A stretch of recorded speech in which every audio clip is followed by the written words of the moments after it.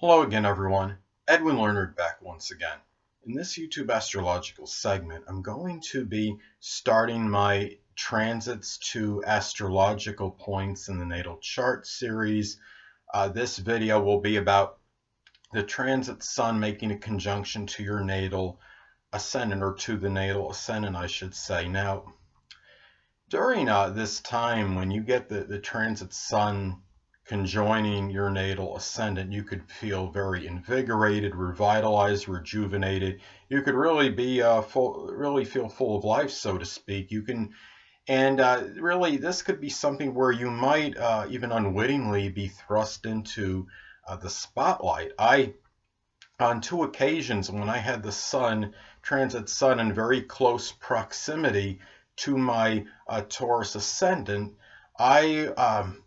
at one time I was actually featured on the local news. There was a fire that took place at my apartment complex, and I had talked to a reporter regarding the fire, and I was featured on the news for a little bit. And then there was another time in 2013 when the sun was conjunct, my transit sun was conjunct my natal ascendant, when I intervened and I broke up a fight between two people that and it lasted for a while. The intervention, so to speak, took a while, and it really sometimes it for the transit can be bring out maybe perhaps courage and willpower when you have the transit sun conjoining your natal ascendant. I think it could also give a very strong burst confidence and self-assuredness.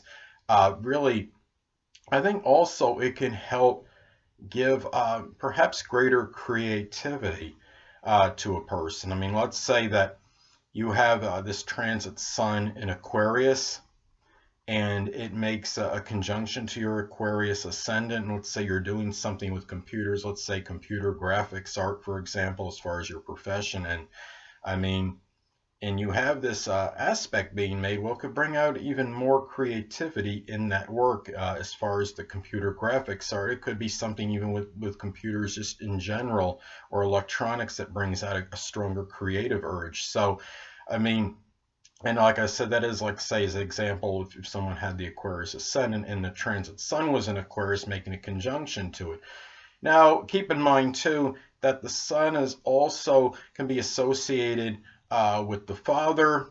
It could be also a dominant male figure in one's chart. It could be a husband, and even children. So what could happen is when the transit sun conjoins your ascendant, it could be that these people might be figuring more. One or more of these people, if applicable, may very well be figuring more prominently in your life scheme than usual. They may figure prominently anyway, but they may even be coming out stronger. Keep in mind, when the transit sun is making a conjunction to one's natal ascendant, it is ready. When it first makes that applying conjunction, okay, it's still in the 12th house, but it's getting ready to leave the 12th house. And the 12th house is kind of like that hidden house, that thing where energy can be suppressed a little bit.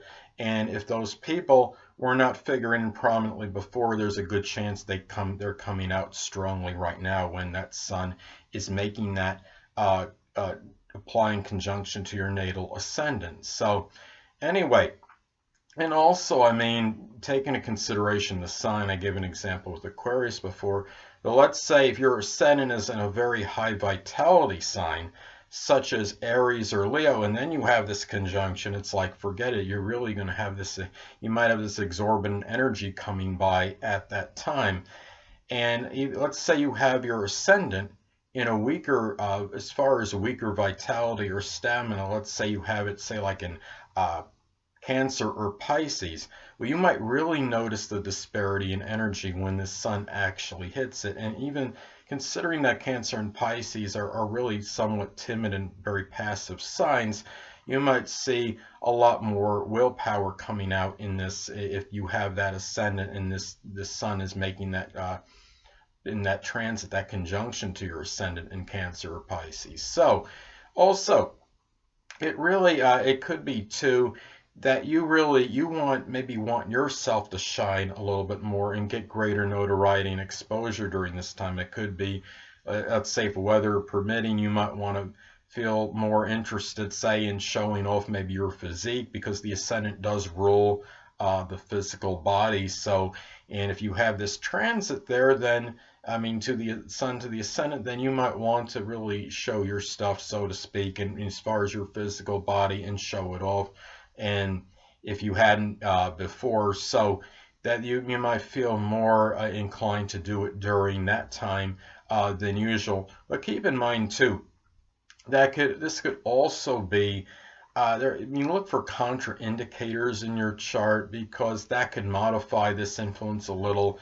I mean, let's say, for example, that you have like maybe make transit Mars making an adverse aspect to your natal Mars, or you have transit Neptune making a square in conjunct or opposition to your, say, to your Mars, to your Sun, to your ascendant. You might feel a little bit more lackadaisical. Your energy may be a little bit more dissipated than otherwise indicated. So those are some things to look at. But this Sun, when this transit Sun hits your ascendant, you might be feeling this nearly inexorable energy. It could be a very good transit, and like I said before, very much you might feel this renewed, vitality and confidence, and feeling like you could conquer the world. The only danger is not to get caught up in being too overconfident, because if you have, say, if it's making a lot of adverse aspects to